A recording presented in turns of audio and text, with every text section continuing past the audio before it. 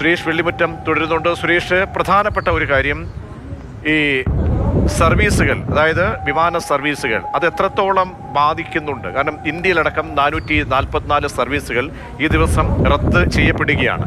അത് എത്രത്തോളം ദിവസം അത് നീണ്ടു നിന്നേക്കാം എന്ന ചോദ്യം ഒരുപാട് പേര് ഈ കമ്പനികളുമായിട്ട്, വിമാന കമ്പനികളുമായിട്ടൊക്കെ ബന്ധപ്പെടുന്നുണ്ട്. ഒരു ഓൾട്ടർനേറ്റീവ് സംവിധാനങ്ങൾ, ബദൽ സംവിധാനങ്ങൾ ഏർപ്പെടുത്താൻ കഴിയുന്ന ഒരു സാഹചര്യമുണ്ടോ നിലവിൽ, സുരേഷ്? പ്രജീഷ്, അതിലേക്ക് വരുന്നതിന് മുൻപ് ഒരു പുതിയൊരു വിവരം കൂടി വരുന്നുണ്ട്. ദുബായിൽ 2 പേർക്ക് കൂടി ഈ ആക്രമണത്തിൽ പരിക്കേറ്റിട്ടുണ്ട്.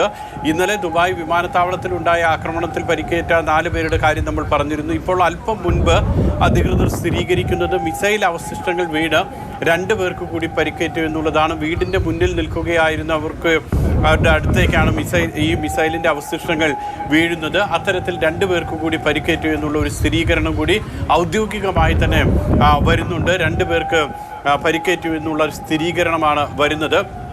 അതോടൊപ്പം തന്നെ വിമാനത്താവളത്തിൻ്റെ തൊട്ടടുത്ത് ഒരു ആക്രമണം കൂടി ഉണ്ടായതായും അവിടെ നിന്നും പുക ഉയരുന്നതായും അവിടെയുള്ള ഒരു മലയാളി നമ്മളെ അറിയിക്കുകയും ചെയ്യുന്നുണ്ട്. ഏതായാലും പുതിയ ആക്രമണങ്ങൾ ഉണ്ടാകുന്നു. പുതിയ മിസൈൽ വർഷമാണെങ്കിലും മിസൈൽ ആക്രമണം നേരിട്ടുള്ള മിസൈൽ ആക്രമണമല്ല, മിസൈലിനെ ആകാശത്ത് വെച്ച് തകർക്കുമ്പോൾ അവശിഷ്ടങ്ങൾ വീണുണ്ടാകുന്ന അപകടങ്ങളും തീപിടുത്തങ്ങളും ഉണ്ടാകുന്നു. 2 പേർക്ക് കൂടി പരിക്കേറ്റതായിട്ട് സ്ഥിരീകരിക്കുകയും ചെയ്യുന്നുണ്ട്.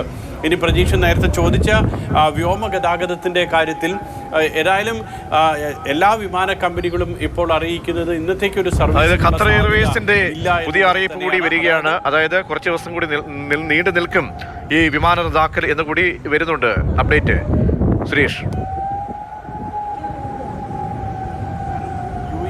ഖത്തർ, കുവൈറ്റ്, ബഹ്റൈൻ തുടങ്ങിയിട്ടുള്ള രാജ്യങ്ങളിൽ നിന്നും നമ്മൾ ഉടനെ ഒരു വിമാന സർവീസ് പ്രതീക്ഷിക്കേണ്ടതില്ല.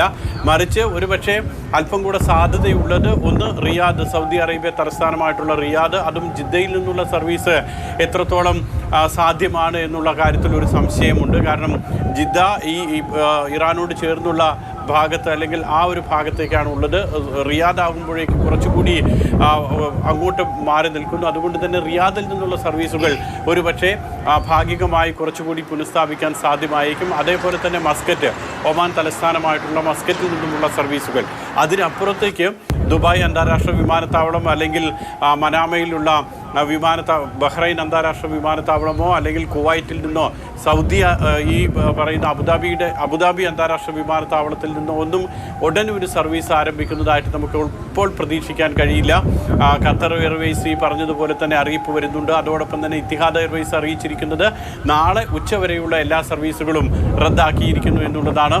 ദുബായിയുടെ ഔദ്യോഗിക വിമാന സർവീസുകളായിട്ടുള്ള എമിറേറ്റ്സും ഫ്ലൈ ദുബായും 2 കമ്പനികളും ഇന്നത്തേക്കുള്ള സർവീസുകൾ റദ്ദാക്കുന്ന ഒരു സൂചന നൽകുന്നുണ്ട്. പക്ഷേ ഇപ്പോൾ പ്രഖ്യാപിച്ചിരിക്കുന്നത് UAE സമയം വൈകുന്നേരം 3 മണി വരെ സർവീസുകൾ ഉണ്ടായിരിക്കില്ല എന്നുള്ളതാണ്.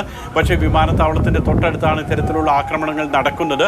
അതുകൊണ്ട് തന്നെ ആ മേഖലയിലൂടെ ഇപ്പോൾ വിമാനം പറത്തുക എന്ന് പറയുന്നത് ഒരു കാരണവശാലും സുരക്ഷിതമായിരിക്കില്ല. അതുകൊണ്ട് തന്നെ ദുബായിൽ നിന്നുമുള്ള സർവീസ് ഉടൻ പുനരാരംഭിക്കുമെന്ന് നമുക്ക് പ്രതീക്ഷിക്കാനും കഴിയില്ല. UAE മാത്രം ഏതാണ്ട് 20,200-ലധികം ആളുകളുടെ യാത്ര മുടങ്ങിയിട്ടുണ്ട്. അവർ കുടുങ്ങിക്കിടക്കുന്നു എന്നുള്ളതാണ് അധികൃതർ അറിയിച്ചിരുന്നത്. രാവിലെ വിമാനത്താവളങ്ങളിലൊക്കെ ഉണ്ടായിരുന്ന അല്ലെങ്കിൽ രാത്രിയിൽ വിമാനത്താവളങ്ങളിലൊക്കെ